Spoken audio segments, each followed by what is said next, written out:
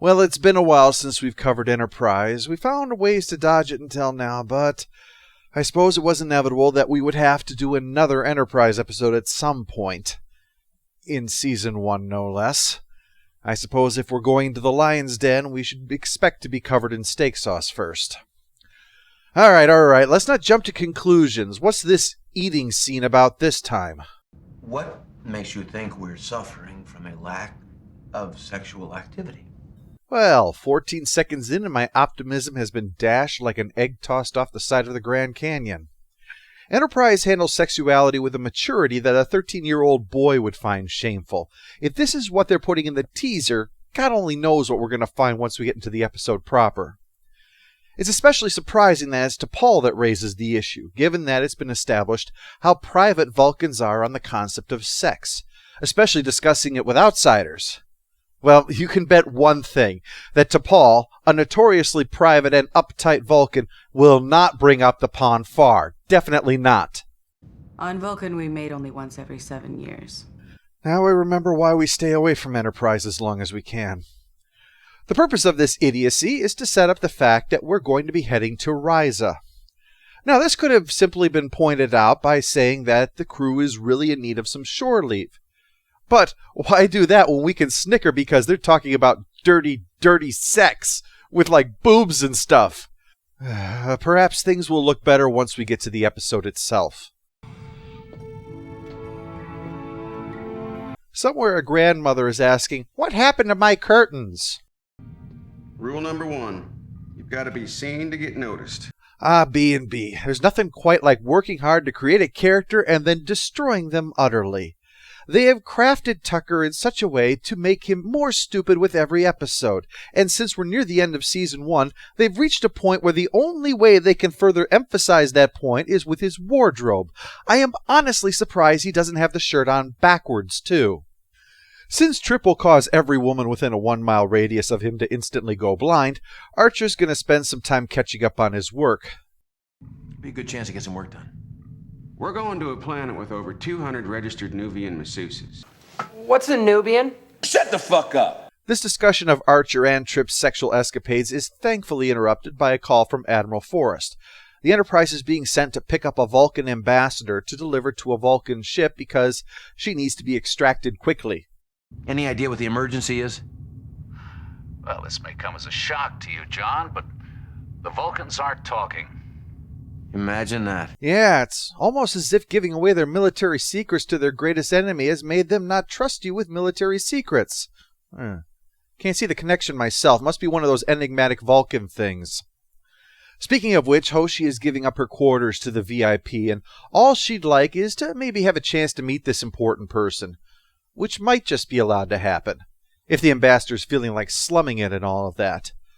T'Pol seems to have the attitude that the crew is going to be an embarrassment and is doing everything she can to minimize their interaction with her and to stop them from doing anything un-Vulcan-like in her presence. God help us all if she sees Tucker's shirt. As soon as Enterprise arrives, they're hailed. Seems the locals are anxious to get rid of her. There's already a ship on its way to deliver her to the Enterprise, in fact. Although I wouldn't rule out the possibility they're looking for any reason to stop Archer and his crew from landing on their planet. I know I would be, and I'd be covering in plastic anything I don't want peed on. But we're soon told why the ambassador's being recalled. She's being expelled for criminal behavior, which is not what you expect from someone described as being so uptight you should not laugh in their presence. Really, that's on the list. Though she doesn't seem to be fitting what T'Pol thought at all, since she walks up and offers to shake Archer's hand, which was near the top of the no-no list. Yes, openly discussing people's sex lives is one thing, but God forbid you should actually offer to shake their hand. There's standards, damn it. To further demonstrate politeness, when the ambassador brings up her quarters' previous occupant, T'Pol immediately concludes it's a complaint about how much humans stink. That bit of continuity we remember. Anything that makes you want to sigh heavily and shake your head, that goes in the script. It's actually just an inquiry so she could thank Hoshi rather than comment about how much she reeks.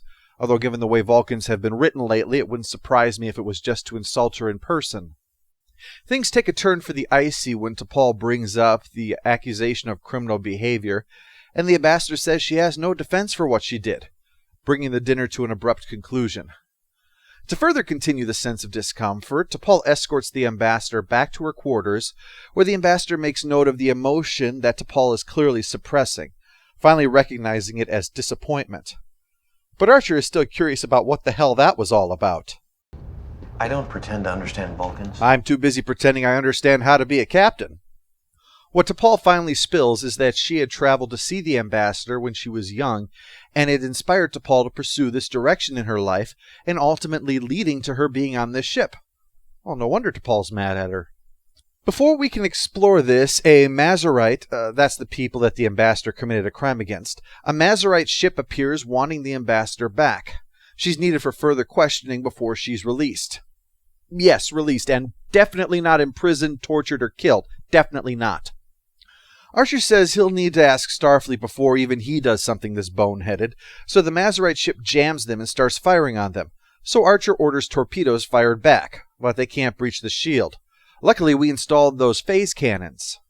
But we can't fire them at warp. What do you mean we can't fire them at warp? I'm not sure how to say that any more clearly. I mean, every word in that sentence is only one syllable. So they drop to impulse and blast it a few times, crippling the pursuing ship. But Archer's pretty steamed that their playing Uber for the Vulcans has resulted in them being shot at, and the ambassador isn't giving them the whole story. This, however, shows why having Archer do what he did on Pajem was such a huge mistake for what they were trying to do with the series. You just can't have a running subplot about how unfair it is the Vulcans don't trust humans if Archer gives them a reason not to trust humans. Even if you don't feel that that was a mistake, even if you believe Archer did the right thing, it is nevertheless undeniable that if you give secret information away to their enemies, they won't trust you anymore. That's not them being jerks, it's just plain common sense. And it's foolish to think the Vulcans, who are famous for being logical, would do anything else. Now let me rephrase this. It's not that you can't do this, it's that you can't do it in this inept way. Archer making that decision and thus having consequences in his relationship with the Vulcans would alter the dynamics substantially, and you would have to then reflect that until Archer's actions could lead to them trusting him again.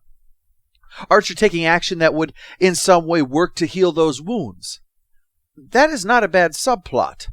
But I believe that in the rush to get this series out, the entire thing was not thought through, and so this was simply not given any thought.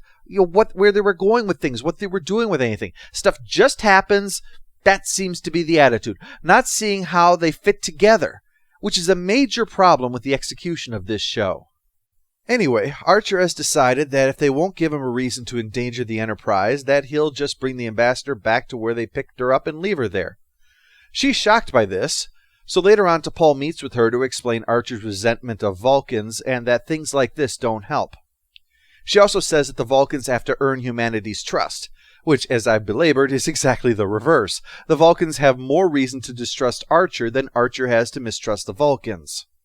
The ambassador remembers T'Pol and admits that some of the young Vulcans' comments made her reconsider some things at the time.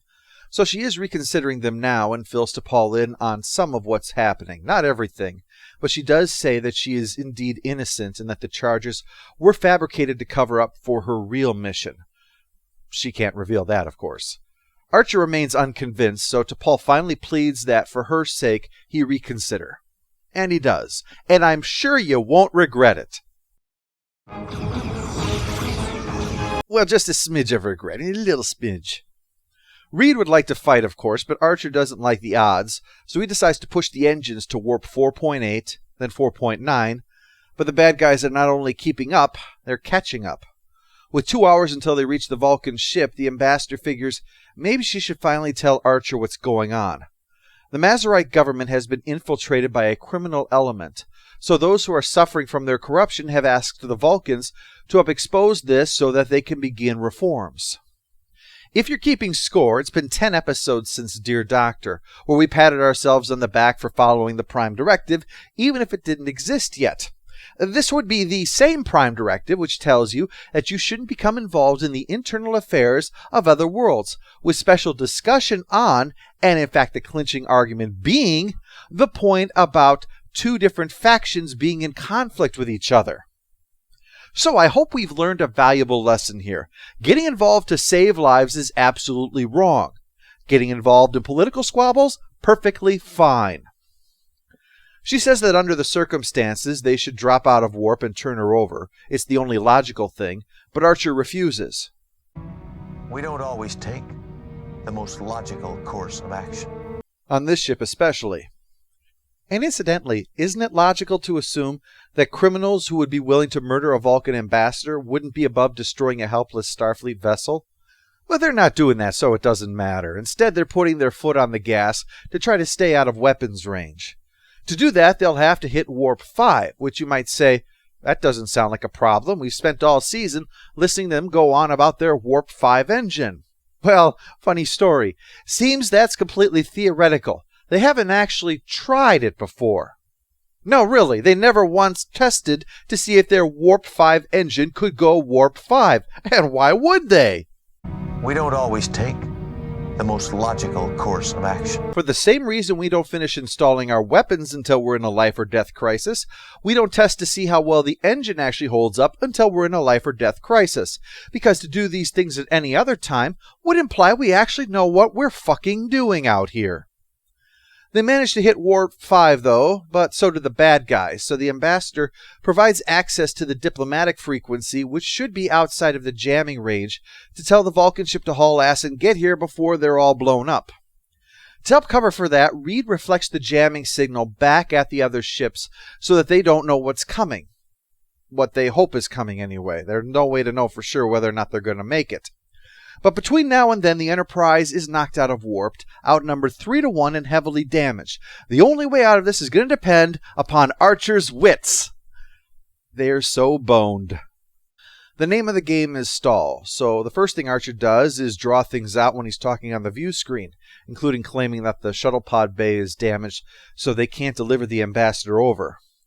And then when the bad guys just show up, Archer begins attempting a filibuster when asked where the ambassador is before the guy loses his temper and demands to be taken where she is, which is sickbay. Good thinking. If anybody can drag this out, it's Dr. Phlox. Well, with his yammering and the ease with which he could tip over his cages for a round of Fantastic Beasts and How to Escape Them. Eventually, the bad guys get tired of this, so when word of Enterprise redirecting the jamming back on them comes down, they just pull out their guns and shoot up the medical chamber to finish her off. And just in time for the Vulcans to arrive too, forcing them to disarm, after which they reveal the ambassador is perfectly fine. She was never in that chamber, which, given Phlox's medical eccentricities, means she was doubly protected from harm. So, the day is saved, she goes on her way, live long and prosper, the end. Post-episode follow-up, annoying character goes to T'Pol, although it was a close competition between her and Trip's shirt, as it was much louder than she was. Final score for Fallen Hero is 5 out of 10. This is the sole contribution of the scriptwriter to the show, and it's easy to see why. The dialogue is often quite weak in this episode, and it's really only buoyed up by the later tension and conflict that has much more to do with the acting and directing than with the screenplay. And the episode is once again not helped by its juvenile approach to sex, although thankfully we were at least spared people lathering gel on each other. Probably would have given us a nice long scene of Phlox lathering up the ambassador with that stuff. But despite this, the episode is a cut above what much of Season 1 was. Not that it's exactly standing in the best of company with that comparison. Also, Archer is at least not unreasonable for once, not wanting to endanger everyone on a mission that is not what it was described as. It's not beyond the pale. Though it's sad that I have to compliment Archer on not being grossly incompetent, but there it is. Archer is the reason why participation trophies exist.